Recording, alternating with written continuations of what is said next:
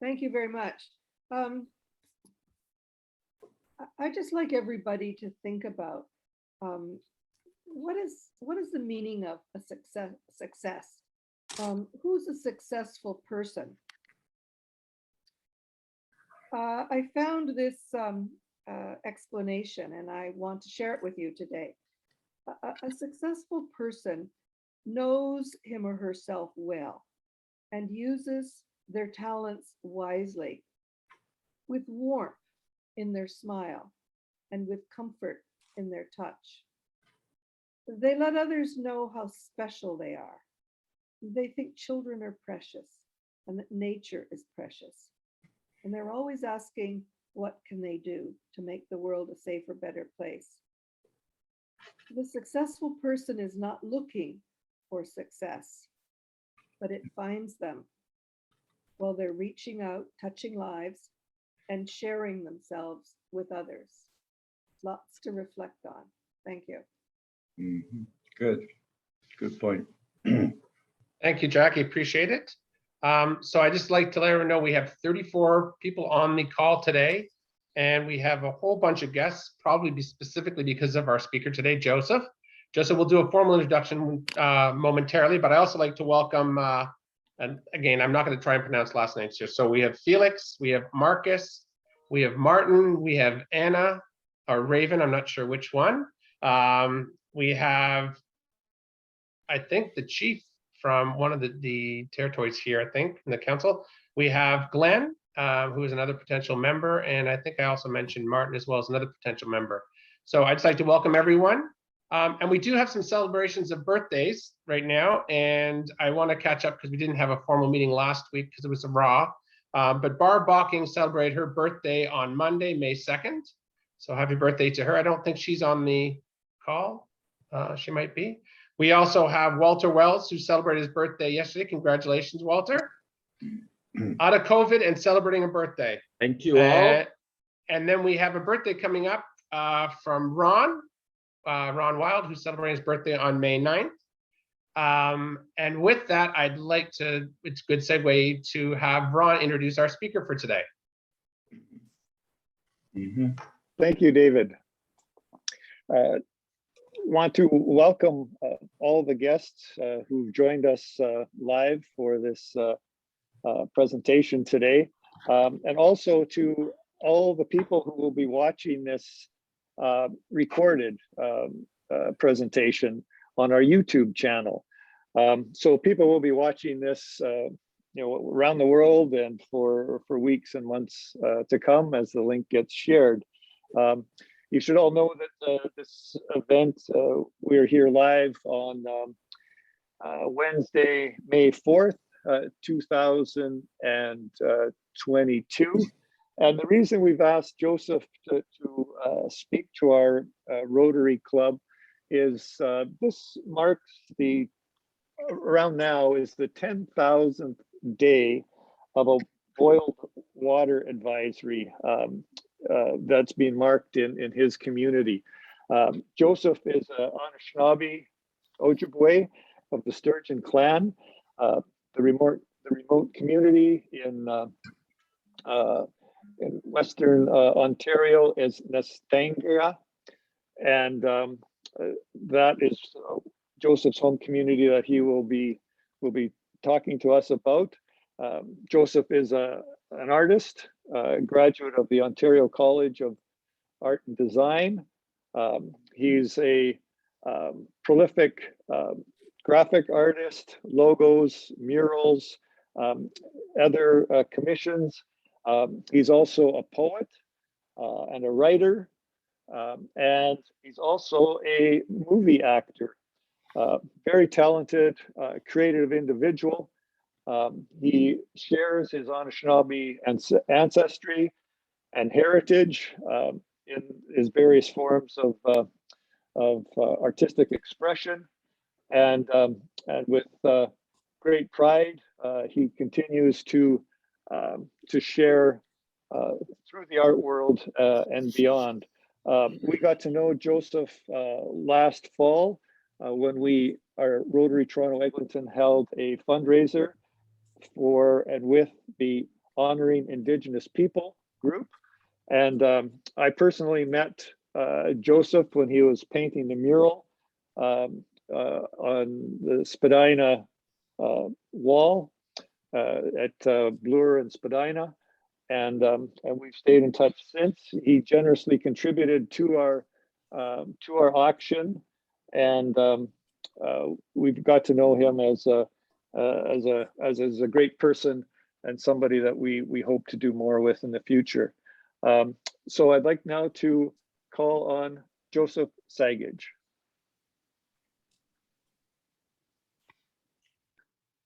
Thank you very much, Ron. That's a long resume. I think I'll hire you as a public agent or something.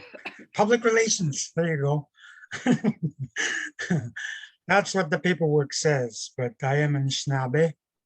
I am from the Sturgeon clan, and I'm proud to be from Niskandaga, which is right dead center, Ontario, the original center of the universe. Anyway, I'm not here to brag about Niskandaga or speak for Niskandaga. I am registered as a band member of the Edmonton, which is Fort Hope. And at the age of 10, I did move to Niskandaga with my mom after my father passed away tragically. And I grew up with very fond memories in Niskandaga. And I grew up with some of the people that are attending this meeting. And I remember Charla, she grew up later after I left. And there's probably some chief and council that are here today that are listening in, and they'll know that I'm not speaking for them. They have many words that they can share themselves regarding the situation up there. I'm just here to share my experience growing up in Niskandaga. So first of all, I'd like to thank Ron for asking me to speak here today. And I'm glad you guys are all here. Some of you I know.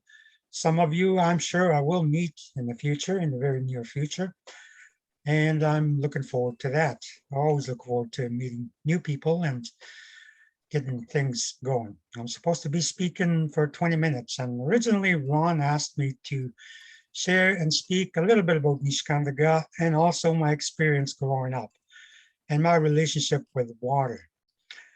And water in our language is nibe. Now, if you can remember that word, nibe, you can walk away with at least one word in the Anishinaabe language that means a lot to us. And for me, nibe is a very profound word because nibe has the power to transform, to heal, and do many miraculous things for you. And that's what we grew up believing. And maybe first of all, I'd like to acknowledge, I feel somewhat have to do this out of respect for our First Nations people here where I'm zooming in from. I'm actually in Selkirk, Manitoba, land of Treaty 1. And the Dakotas live here, the Anishinaabe, the Cree, and the Métis, as well as the Selkirk settlers.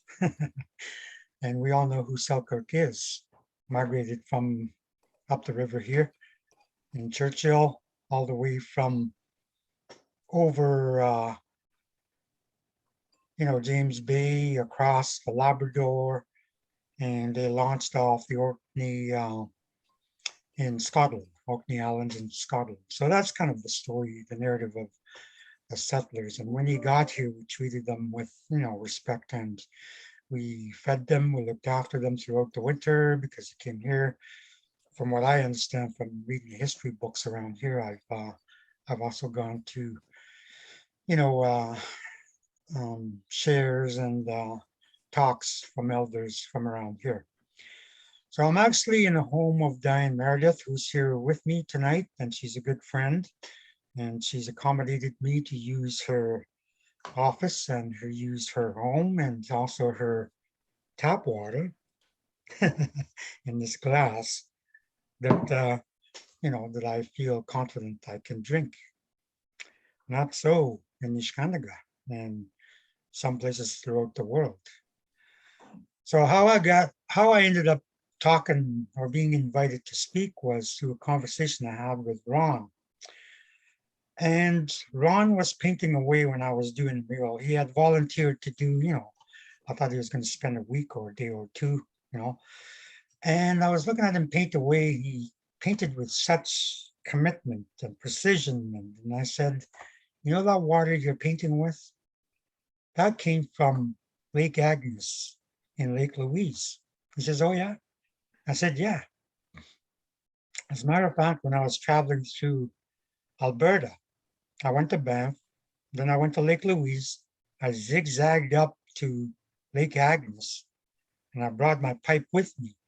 And I smoked a pipe, put it together, and I talked to the water up there. I acknowledged, the people that were from there, the Stoney First Nations. And I said that I would take the water, put tobacco down. And then when I was done that ceremony, I went down to the lake, put it in a bottle, and then I brought it back to Ontario. And that's what Ron was painting with. And he says, oh, you should speak at our group one day. And I said, yeah, well, I could speak also about Niskandiga, because that's where I'm from.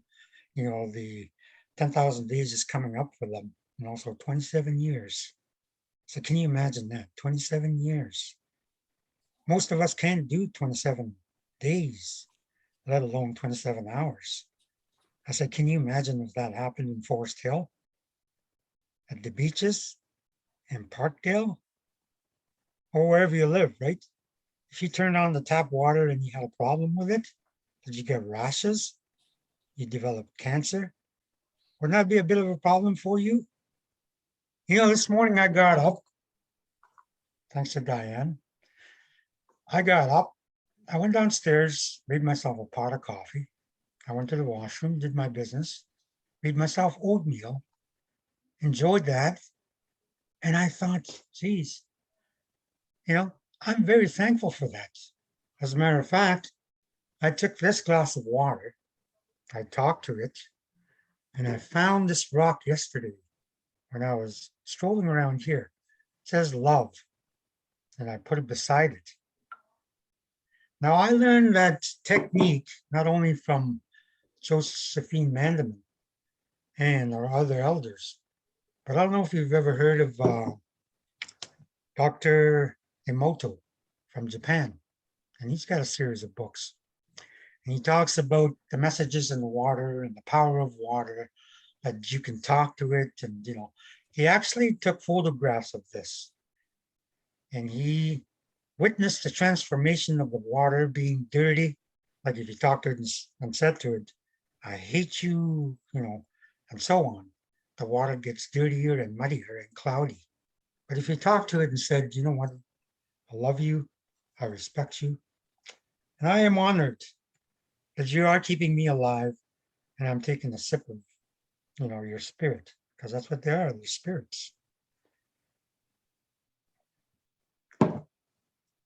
And that's what I tried to do today. That's something that I learned from Dr. Moto, as well as Josephine Mandelman, who walked around the Great Lakes and other lakes and waterways, honoring the water by carrying a bucket of a copper pail, put the water there and walked 10,000 kilometers. 10,000 kilometers.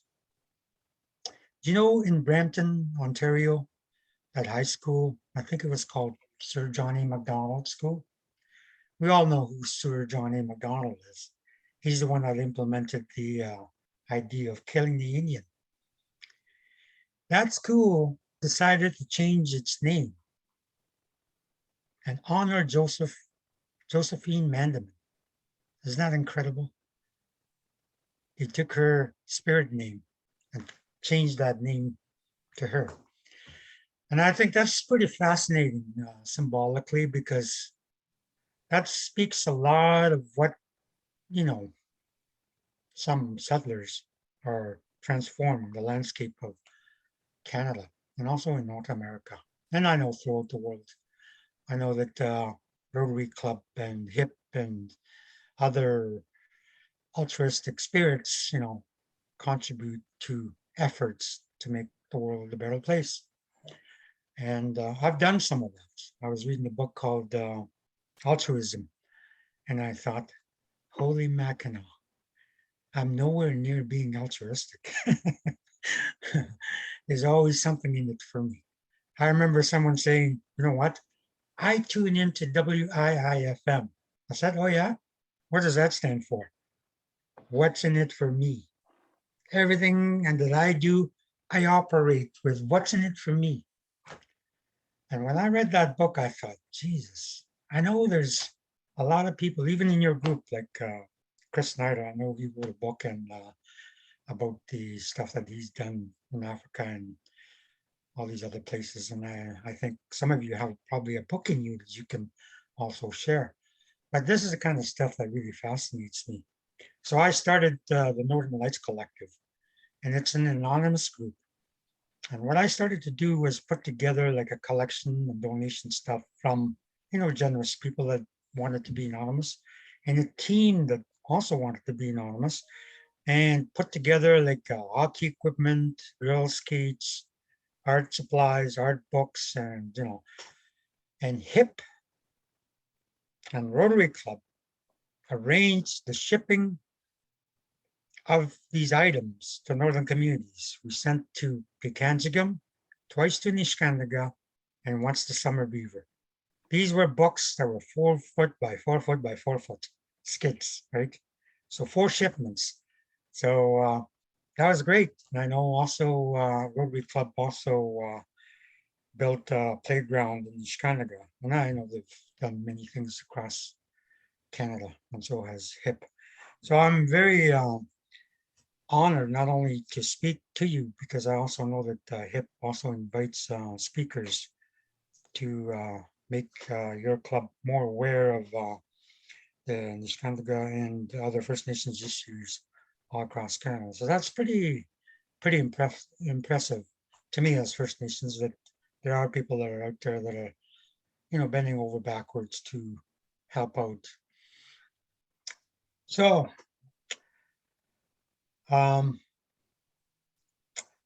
there's a movie, I don't know, you've probably seen this, where Johnny Cash in the movie Walk the Line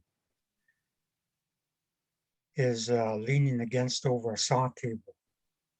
And the warden goes, Mr. Cash, Mr. Cash, Mr. Cash.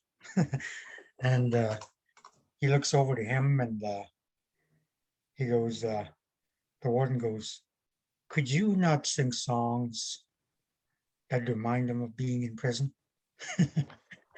And he looks at him and he says, why, you think they forgot?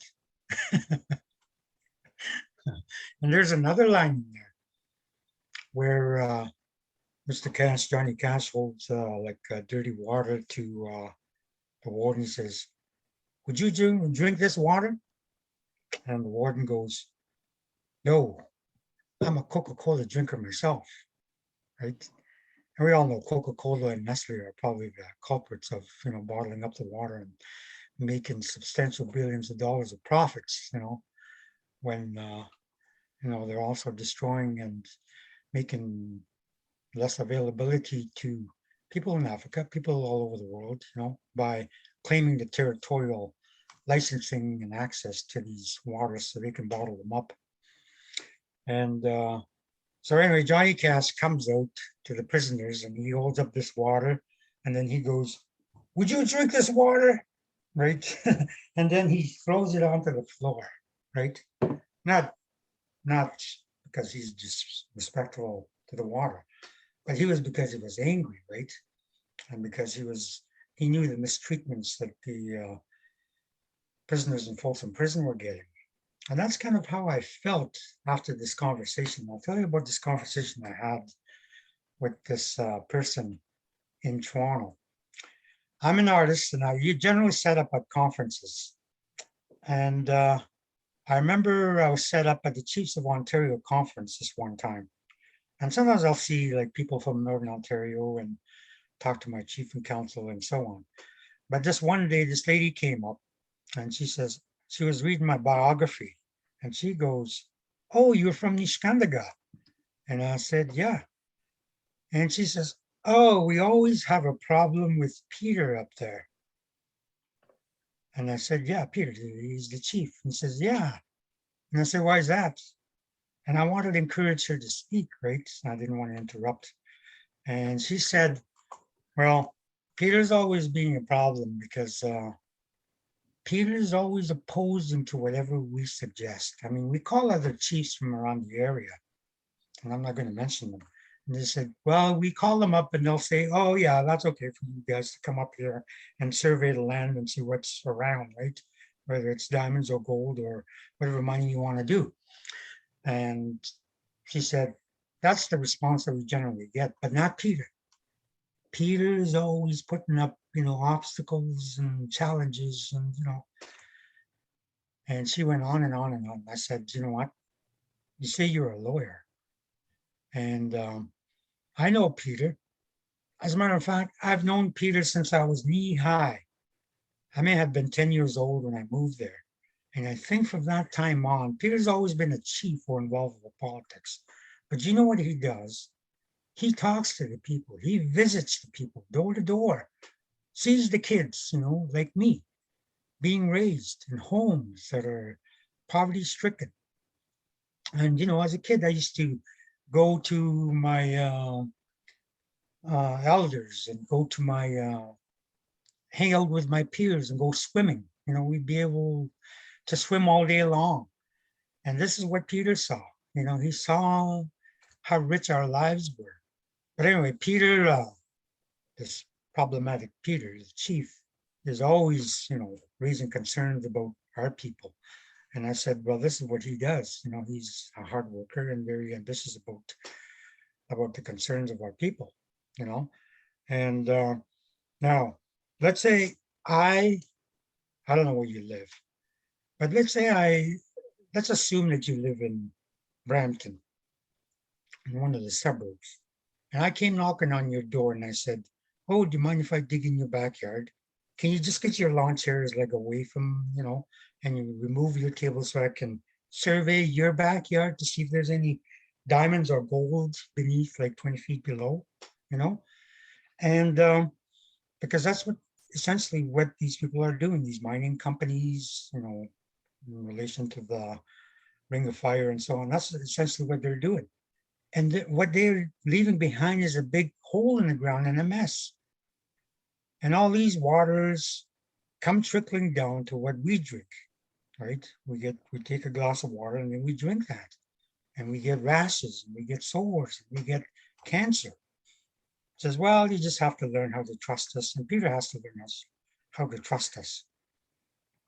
I said, Peter's only got one lawyer, probably one lawyer, whereas you probably have a team and you probably have like shareholders, right? And corporations that are faceless. And you probably identify your corporations as a person. You probably have more respect for that person than you do people of Niskandaga as people. And Peter has elders, Peter has kids, that he represents and, serves his voice for. And, but you have a team and you have hotels. Peter has to put up people in his hotel and, whether in Thunder Bay or in Toronto to go visit, the courts. So anyway, she was getting very upset and I was getting upset. I was getting really worked up. And I think that was my Johnny Cash moment when I was, basically or metaphorically tossing that glass of water onto the floor, right? To me, that was kind of like a boiling point for me, where I was really angry at this person, but I tried to be courteous and tried to table my concerns about what was going on in Niskandaga. And she says, oh, I think I better go. And I said, yeah, okay, well, nice talking with you. And, this is the stuff that goes on up there. And I'm glad you were able to come and speak with me at this table. But, my opinions won't ever change because I do have issues and concerns about what's going on up there. And there's not very many people that are doing anything about it, And I think that's the kind of stuff that kind of drew my attention to the concerns. I grew up there, I grew up with problems. I grew up with social problems. and political concerns. And now we've got other issues that are kind of surfacing. And there's people like Raven Trust, that are campaigning to raise these issues with Niskandaga. I know that they do great work all across Canada. And Anna Simeon is here today to address those concerns. If she can maybe speak 2 or 3 minutes after I do to talk about what they do, and if you have some answers, and if you have some questions to me, have some answers for that. But that's the kind of stuff that goes on. And as for me, I do try to think about myself as an artist. I recently heard Oren Lyons speak, and he says, wherever I go, wherever I speak throughout the world, and I'm invited throughout the world to speak, I'm only a messenger. I'm not the guy to have political rallies or anything like that. I'm appointed as a Wolf Clan from the Haudenosaunee Nation to speak and express. I'm only a runner, and I feel that that's kind of what I am too. I'm only speaking like for myself and my relationship with water and how it's improved my life, and also how it's improved my artwork. And I think that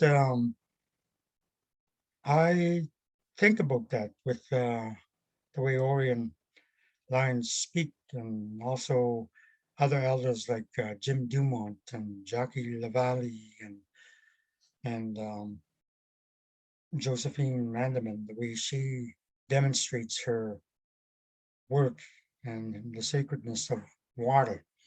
And I think in some ways I tried to do my part, and I feel that I don't have all the answers. I feel like the best way that I can finish this off is one day I was watching this little kid from Niskandaga. I think it was Brandon or Pidaban, Brandon Nunez. And he was on CBC, and he said, we are people too, just like you. We have the right to clean water. And that little expression from that little boy, hit me in the heart, right? He's not asking for something that we take for granted, that I take for granted. I was able to get up this morning, have a glass of water, go to the washroom, flush the toilet, make oatmeal, and have a glass whenever I want, and drink that with gratitude and thankfulness. For Brendan or Bidaban and all the other little kids, they're only 10, 14 years old. That's all they know, is that they have to boil water for them to bathe themselves, in order for them to cook, in order for them to brush their teeth, But I have this privilege of having that access to clean, tap, crystal clear water that I can drink. And a lot of these kids, will end up in the graveyards. And that's a fact. A lot of our elders are developing cancer, not only here in Canada, but throughout the world. And we have to learn how to respect water and start to treat water and talk to it, because it will transform and give you power. So if you're ever looking for the fountain of youth, there's your secret. It will actually transform and give you power and improve your health.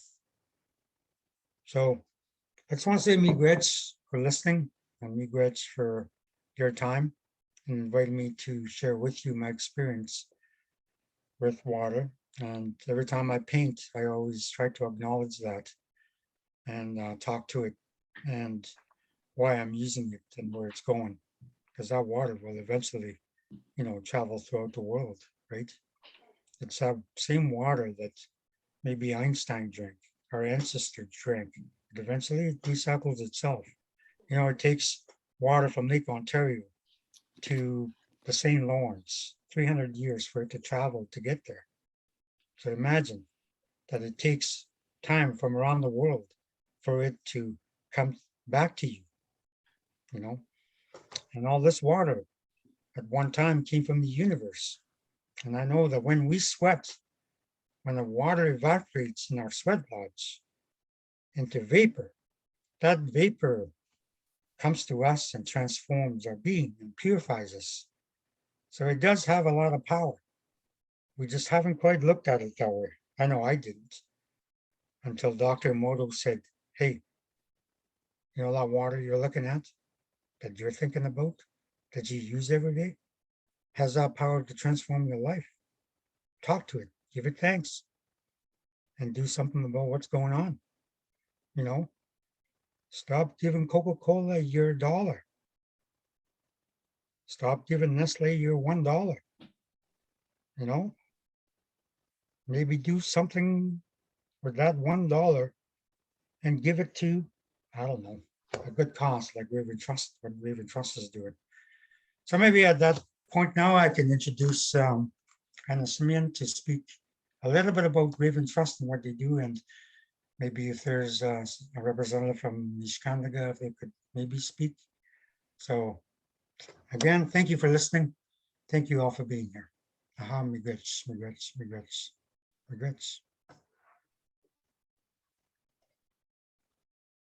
So Anna, why don't we, if you want to take a couple of minutes to speak to the group, that'd be great. Thank you very much, Miigwech. My name is Anna Simeon, and I'm coming to you from Lekwungen territory in British Columbia on Vancouver Island in Victoria. And thank you so much, Joseph, for inviting me to be here with you today. Looks like a wonderful group.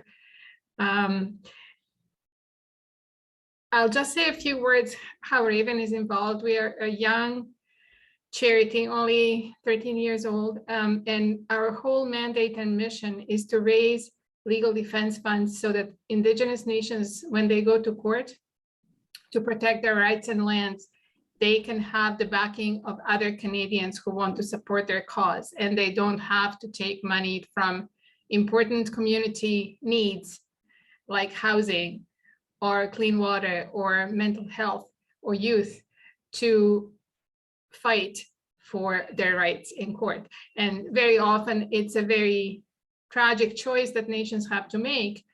Do we relieve the poverty of our communities now when they need it, or do we fight for the rights of future generations and potentially for the survival of our culture? And so Raven exists to eliminate that choice and to help other Canadians do our part to remedy the injustices that nations have suffered.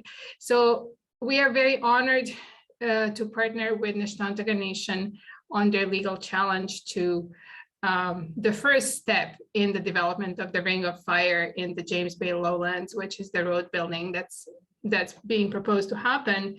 And that has happened without proper consultation and joint decision-making with the nation. There is community protocols that have to be followed when a nation participates in consultation. And because of the pandemic, the deadlines that the government imposed were absolutely impossible, especially since the nation was suffering from the boil water advisory at the time. So Nishnantaga are going to court. I'm going to be posting the link to our campaign page in the chat if anybody wants to look at it and learn more about it. Hear the quotes from the chief and other community members. And if you're so moved, to support it. We are a charity, we give tax receipts, and all of the money goes to the legal challenges. We don't take any of it. So with that, I'll leave it here, and thank you so much for your time. Thank you, Anna. Are there any questions for either Joseph or Anna?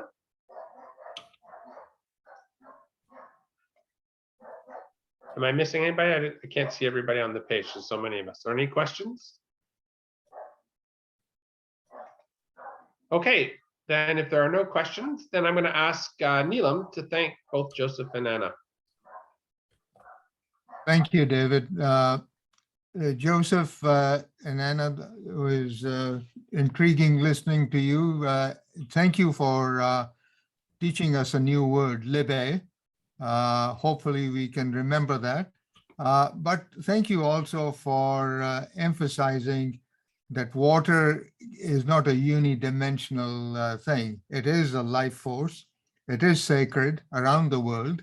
And here in Canada, we are awash in water. As you've mentioned, Joseph, we turn the faucet on and we take it for granted. Yet, I think we live in kind of, as what I've used as terminology, as two solitudes. Here, we go around proselytizing and having water projects all around the world, and yet at home, we know the indigenous communities have not had good, clean, potable water.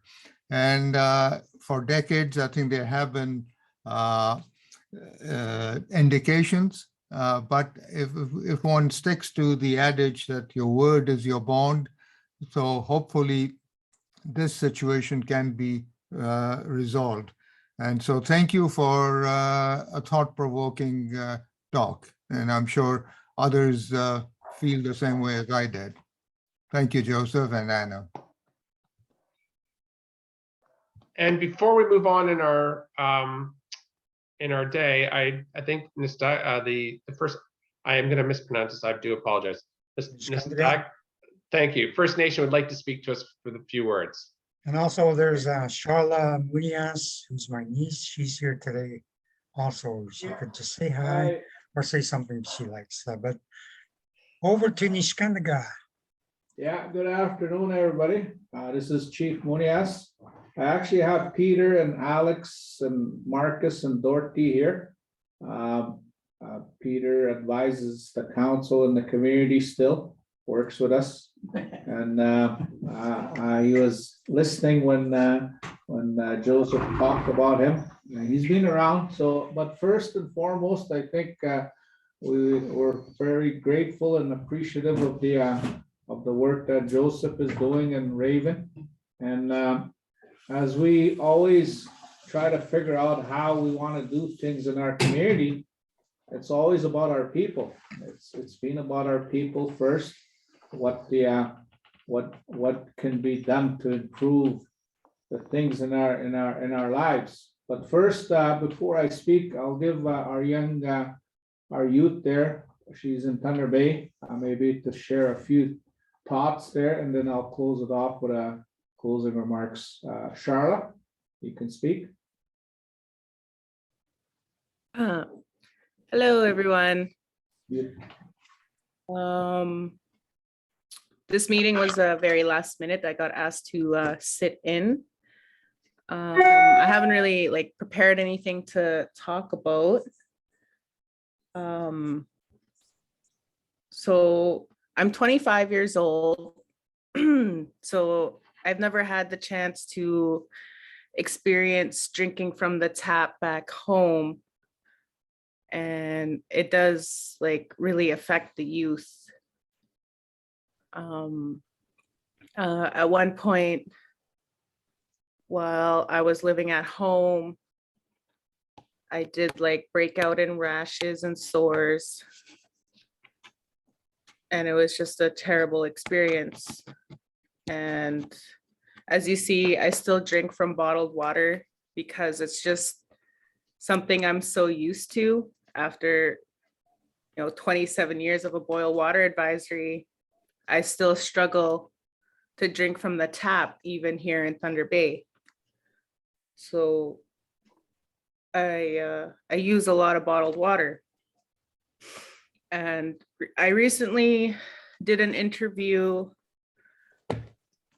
and it was about all the plastic that we use back in the community because bottled water is being constantly flown in. And then they asked what happens to that plastic, all that plastic. And I told them, well, it gets thrown into the dump, into our land, into our ground, it gets buried underneath. There is no recycling happening. in our First Nation.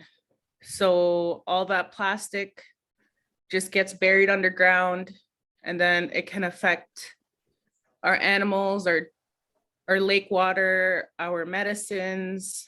It can affect so much, and then what do we have left? So, you know, I just really hope that this boil water advisory ends soon, so we could stop depending on plastic bottled water. Some people don't realize that it's affecting our land in so many ways. And if the boil water advisory doesn't get solved soon, I hope that like they start to start a recycling something with recycling, where people can recycle their bottled waters and maybe get it flown out or driven out during the winter road, just to prevent so much plastic going into our land. But in my opinion, it's been very traumatizing to live that way. You know, it just gets so stuck. You know, you're just so used to drinking from bottled water. You're just so used to boiling water. You go to a friend's place and then you ask them, oh, is it safe to drink from the tap? Because we don't know. We're not used to that. Like, I'm 25 years old and not once have I ever drank from the tap in my home community. And yeah, I'm slowly trying to get out of it, the bottled water, because I care about my land and I try to recycle as much as I can. And it just gets difficult because of how I grew up and what I'm used to. You know, I just moved to Thunder Bay in August, and I'm slowly getting used to using tap water to cook, clean, brush my teeth. Like, I'm very grateful that I can turn on the tap and just like brush my teeth. Because I remember back home, I used to grab a bottled water, used to use like one whole bottle just to like brush my teeth. And then in my head, I'm like, oh, that's such a waste of valuable water, because we have to get it flown in all the time. And sometimes we're so short on water that we have to be careful how much we use when we bathe and brush our teeth and cook. Because some people have like big families. There would be like 10 people in one household, and they'd get like a couple cases of water, and then that's all they have. They have to portion it between everyone in their household. So I don't know if you guys have any questions for me. That's all I have to say for now. Thank you. Thank you. Lars, did you have a question for her or no? I guess it's a question / comment, David, and thank you everyone for bringing this up. Neelam touched upon it. Canada has, I think, about a quarter of the world's fresh water. And I think it is just embarrassing that this has not been solved. You know, I've been in Canada about 30 years, and I have still not fully understood why Canada can't solve this problem of getting fresh water and to throughout the country. So I'm sure that we can't get the answer today, but still.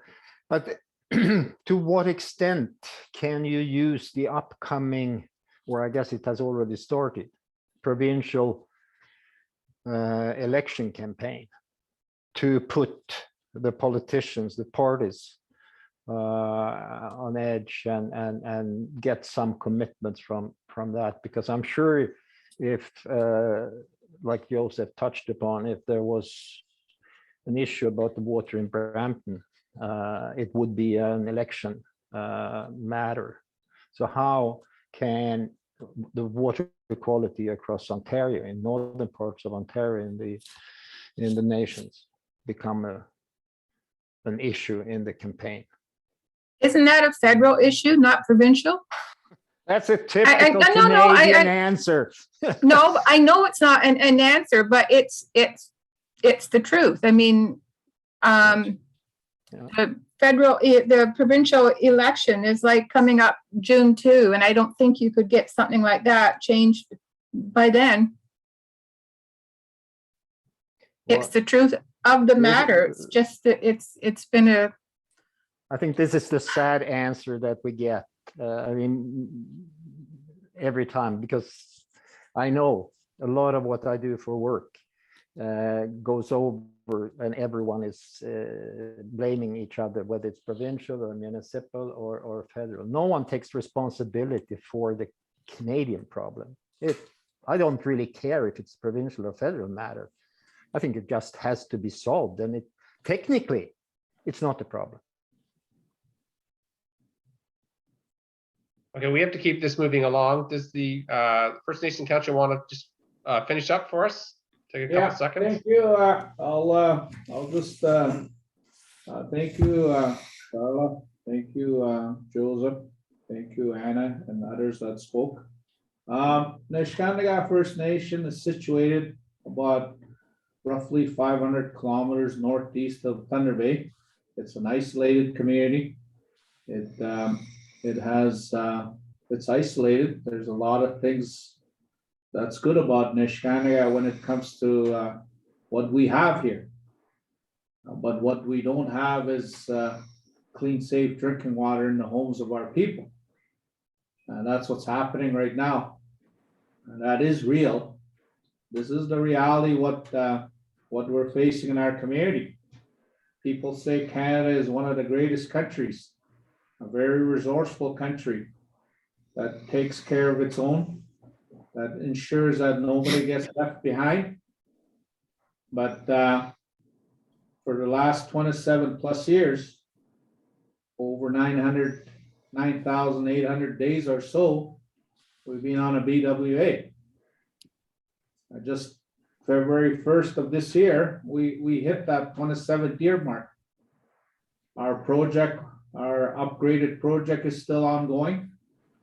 We have no idea actually when we can actually complete the project to begin the process of hopefully getting clean, safe drinking water to the homes of our people. We have a whole generation of like what Charla shared, what's happening in our communities, what our young people, what their young families are facing on a regular basis, on a daily basis. We have a small unit, in addition to the bottled water that gets flown in, roughly a dozen loads gets flown in every week for bottled water.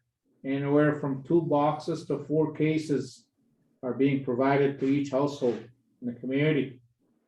And it's not enough. We have a reverse osmosis unit that was supposed to be a short-term solution. That's going on, I believe, on 12 years now.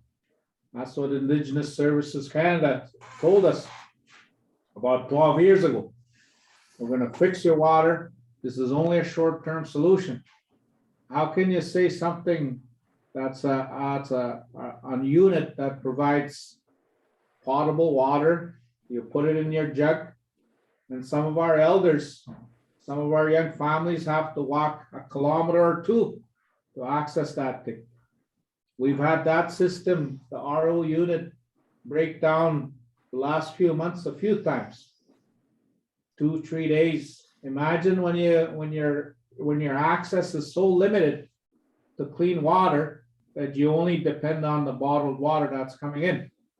When you're only depending on 2 to 4 boxes for whatever time you're given to try to get through those things.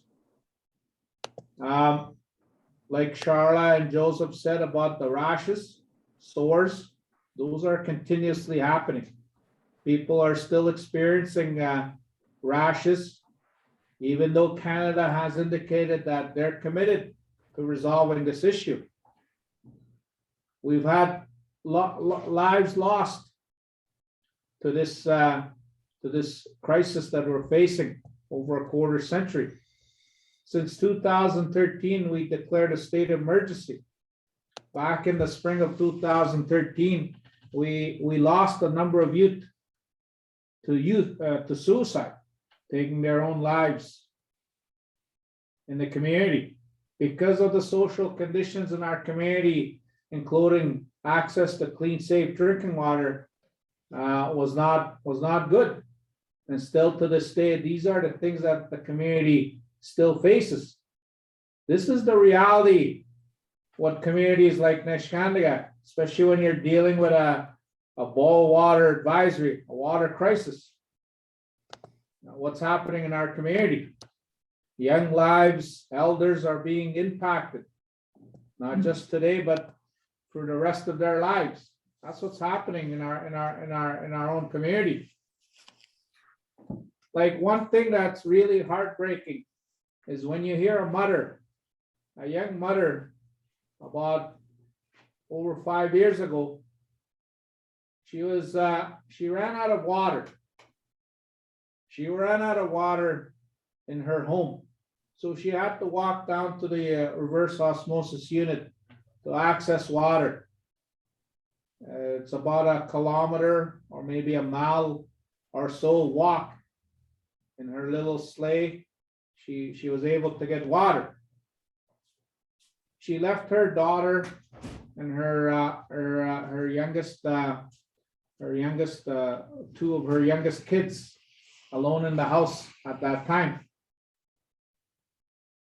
What's disheartening to say this is that when she came back, her young daughter there took her own life while she was accessing the basic necessities of life. This is what Canada has done to our people. Mothers have lost loved ones because of the simple fact that they didn't have the basic necessity of life, which is clean water in their homes. Why in this country it continues to happen like that is something that's really real. Imagine coming home and seeing your daughter or loved one taking her own life. This is what happened to one young mother, and still to this day, she's grieving through that.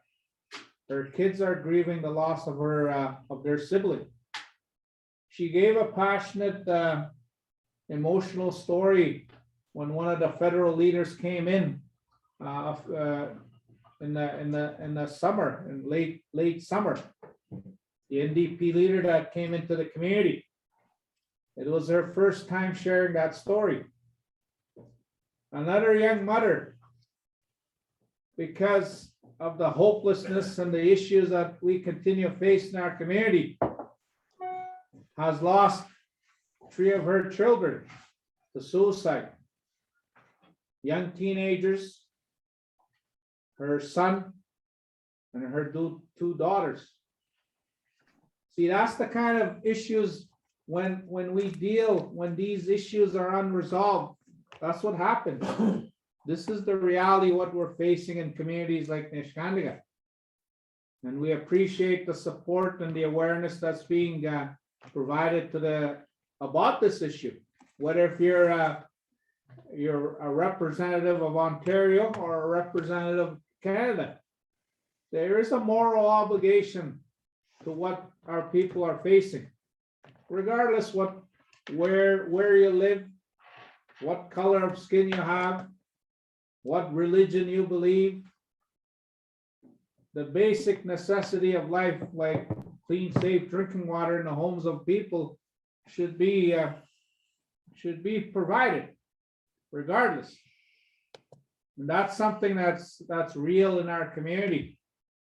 And we have people that have shared that wake up every morning wondering what's going to happen to them from their feet that has sores or rashes. Some of them can't even walk. I've gone to places, houses in the community where a young boy, a toddler, is bandaged up from shoulder to head down because of the rashes and the sores that this individual has, this young child has. We see that every day.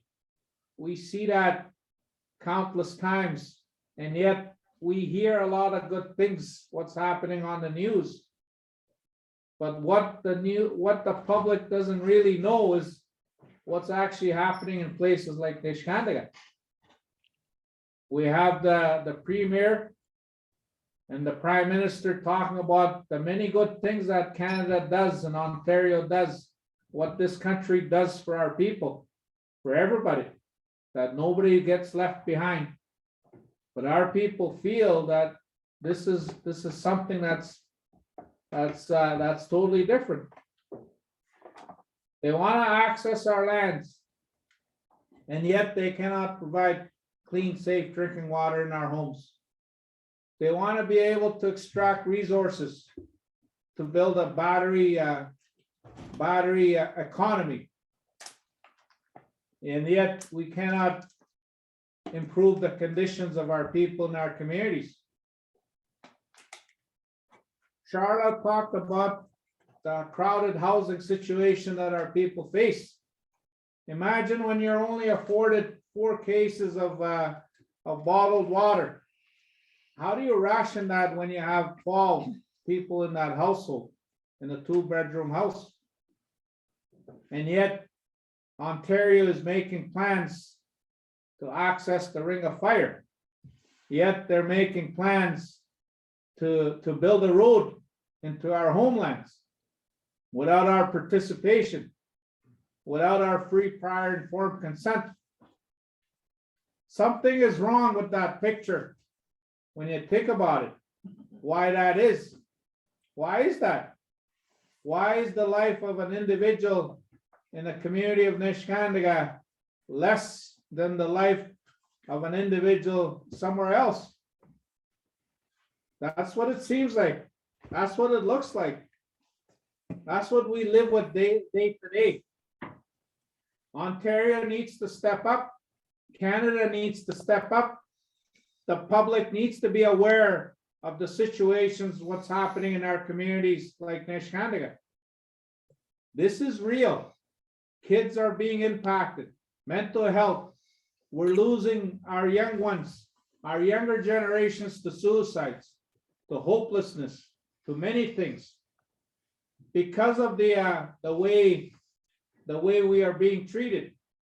Second-class citizens being provided with third world conditions. We do a lot of stuff elsewhere, but what about us? What about us in our communities like Niskandiga? And that's something that's very real. And I would certainly invite any of you to come and see firsthand what we're talking about, to actually listen to our people like Charla, people like Peter, people like the young family that has to wash her baby's bottles, not just once, twice, 3 to 4 times, just to sterilize the bottles. You must have seen that in a video before, and that's what's happening still. And yet our people are still resilient. That's what I want to close off with. Our people are still determined. We use the land as a way, as our deep connections to who we are as a Anishinaabe people. We use it in a way to make sure that the continued traditions and cultures and the homelands of our people are continued. The way of life of our people are done. today. I want to thank you very much we just have to keep moving on with our business. We have to be done by 1:30. I apologize. This is a very sensitive subject and we do appreciate all the information you guys are giving us. But I think we all truly enjoyed what you have to share with us. There's a lot of thought-provoking discussions here. And I'm sure as a Rotary Club, we can do more with that and we can do better. But I just wanted to thank everyone and all the guest speakers that joined today, and we really appreciate all your sentiments and your passion for what's going on within your First Nations, and we truly appreciate all the information you're giving us. But we do have to move on. But I thank you.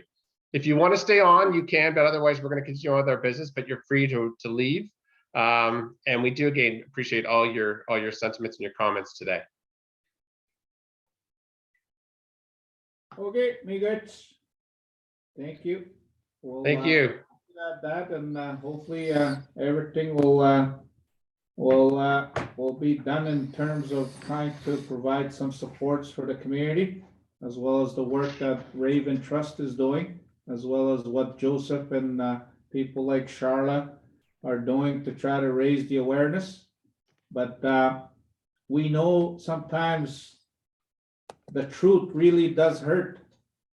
And we know the truth really does lie within these communities. And this is real.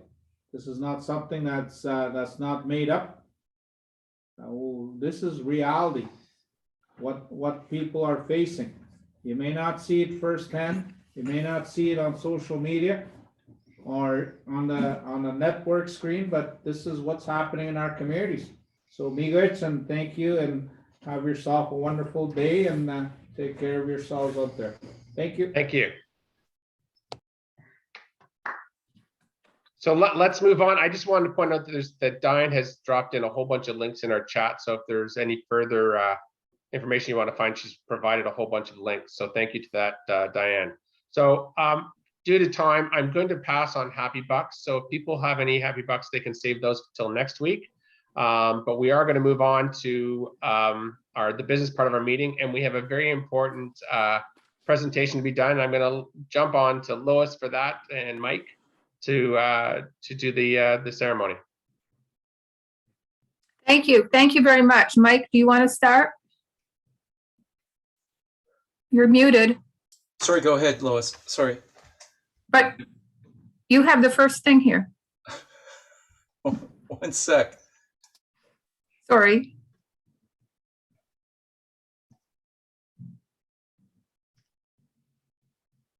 Sorry, Lois. I'm having an issue at this end. Okay, I'll My start. apologies.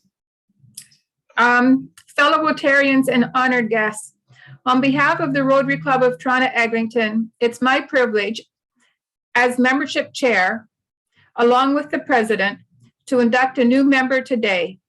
Please allow me to introduce Josepha Michelson. Josepha, you are beginning a great adventure in leadership, in friendship, in service to your community and to your fellow man. You will learn to apply the four-way test in all of the things you think, say, and do. The Rotarian four-way test is it the truth? Is it fair to all concerned? Will it bring goodwill and better friendship? Will it be beneficial to all concerned? You have been invited to membership, and the Rotary Club of Toronto-Eglinton has accepted you as a person of good character, high ethical standards, a person who has the heart of service and will represent Rotary as a leader in our community.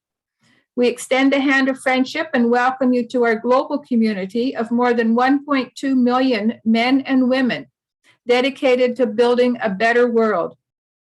Josepha, you have been invited to join Rotary, but it will be through your own actions that you become a Rotarian.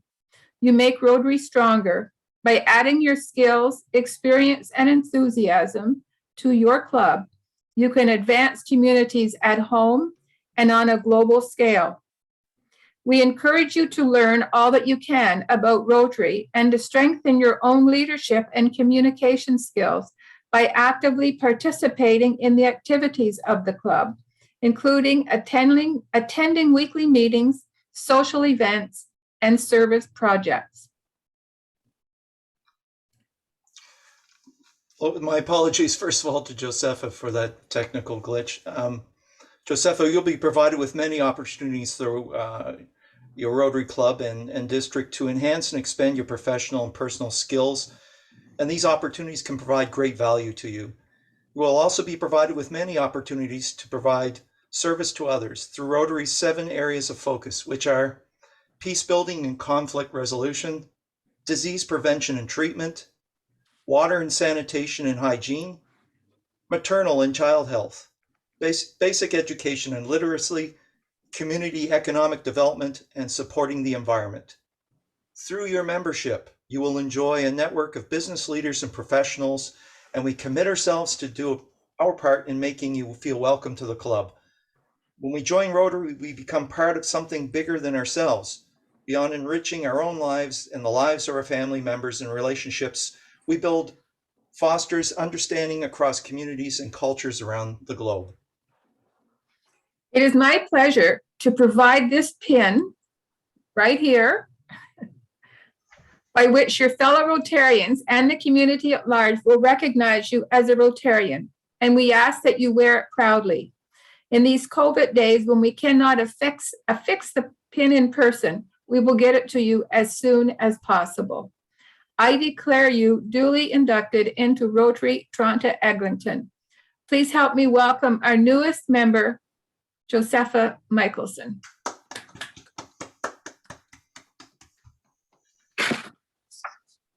You. I'm not sure if I'm supposed to have any comments. I didn't Well, you can prepare say anything. comments, yes. I Sorry. don't really have any other than to say I'm really excited. Like I've said in previous meetings, I'm familiar with Rotary. I know the good that Rotary does around the world, and I'm just really excited to join the club. Thank you. Thank you, Josepha. Welcome aboard. And with that, I'm going to let Mike do his presence announcements now as we're running out of time. Thank you, David. Just so everybody knows, my iPad decided to shut down as soon as we started this, so I lost my script, but sorry, Josepha. Anyway, May 18th is going to be our first in-person meeting at the Duke of Kent. If we had a turnout like we had at Raw, we should have a great turnout. We actually had 18 at our last Raw meeting, so it was well attended. So mark your calendar, mark our 18th, May 18th at the Duke of Kent. District conference is May 13th. If you haven't purchased tickets, we learned at the president's meeting that there's actually daytime tickets available as well. They're not advertising it, but you can purchase a ticket just to go to one of either the 14th or the 15th. On April 23rd was our watershed cleanup. Sorry, I'm trying to go fast here for you, David. It was actually a great event, and thanks to Lois and others who helped organize this. There was other Rotary clubs there. There was East York, Leaside, Toronto Club was there. I believe there was somewhere close to 200 volunteers in all. The overall organization was done by Don't Mess with the Dawn, and although it was kind of a gloomy day, it was fun. It was a great day. I can't think of how many tons of garbage were collected, but it was quite a pile near the end. And we were at E.T. Seton Park in Thorncliffe. For anyone who's interested, if you go to our Facebook page or to our Instagram, there is a video of the day there, so you can just catch a glimpse of what it was like. And finally, just a reminder that on June 15th, we're going to go to Trails to celebrate their anniversary. I'll let Jackie speak briefly about it, and I do mean briefly. We will be looking for volunteers to carpool and drive up. So please, if you think you can drive and take a few people with you, let myself or Jackie know so we can record your name and start getting this organized. And that's it for me. Hopefully that was quick enough. Thanks, David. Thank you, Mike. Jackie, do you have a quick word on this or no? You're muted. Okay. Yes. The trails will launch its 30th anniversary celebrations tonight on Instagram. There are 3 events that I thought you might be, the members might be interested in. There's something called the Yorkville Run on September the 17th, where organizations put together teams of runners. Ron Wild, is that something you'd be interested in? Okay, if so, I'll forward you the announcement. Bill Martin, there's a, and Don Smith, there's a golf tournament, September the 27th. Is that something that you folks would be interested in? Okay, I will forward this then. Maybe I'll ask Laura to forward the full announcement so that you can see all the activities that Trails has planned. As Mike said, we're planning to go to lunch June the 15th. And I hope my inbox is flooded with people who are either committing to drive or committing to attend. So we'll try to organize carpools. Thank you. Jackie, can I just say something about the golf event? I was going to talk more about it today, but I'll do it another day. But I did go in it last year with my 3 siblings. It was excellent. It's at Angus Glen, wonderful course. It was well run, great participation. And I'm hoping some of our club can participate, the members. We will not be having our golf event again this year. This is a good substitute. Thank you very much, Bill. That was the information I was hoping would come out. Okay, you heard him. Great golf tournament, Angus Glen. Let's have a couple of teams in. Thank you. Thanks, Jackie. Don, do you have 3 minutes to do a recap from the community service, or do you want to wait and push till next week? You know, I would be happy to push it to next week, because one of the things we were supposed to visit Nellie's community food bank yesterday, and the lady canceled with me because she'd been around somebody with COVID. So we've put it off till next Tuesday. So I'll have more to report next week than I have today. Okay, That's perfect. Okay. Thank you. Okay, and so is there anything else for the good of Rotary? I'm going to jump over to Mike Hazel to introduce our speaker for next week, but is there anything else for the good of Rotary before we move on? Just The only thing I'd like to know is, do we have a date? Sorry, Stephen, go first. Jackie, do we have a date for that golf tournament? Yep. September the 27th, Stephen. And if you want any more information on it, email me and I'll tell you more about it and give you more information. Right. Foundation meeting following. Yes, I was just about to announce that. So yes, the foundation meeting will be on this same link. So please stay on if you're part of the foundation. And I'd like to ask Mike Hazel to give us an introduction to the speaker for next week. Mike, you're on mute.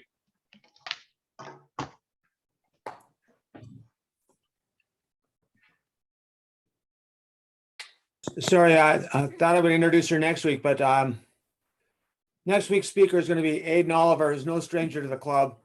She's been involved with multiple Rotary programs through our club, including the Midway trip to Ecuador. She was a RILA participant in 2019. She's on the executive of the Rotaract Club at University of Toronto. And we were instrumental in providing her support to travel to an unpaid internship at the embassy in Washington. We last got in contact with Aidan as 2 years ago after she returned from that truncated internship, and she spoke to the club at that time. So her presentation next week, we look at yesterday, today, and tomorrow. You know, where she started, how Rotary has influenced her over the last 5 years, and in turn, where she's at right now and what her plans are for the future. Thank you. Thanks, Mike. And thank you, everyone. We did close her out at 1:30 with a couple things missed, but that's fine. Anyway, thank you, everybody. And if Foundation could stay on, please do. And thank you, everybody else. Have a great week.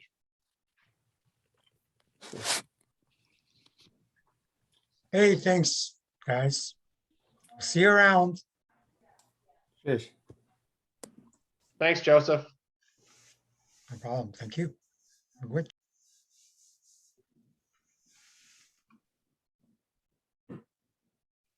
Okay. I think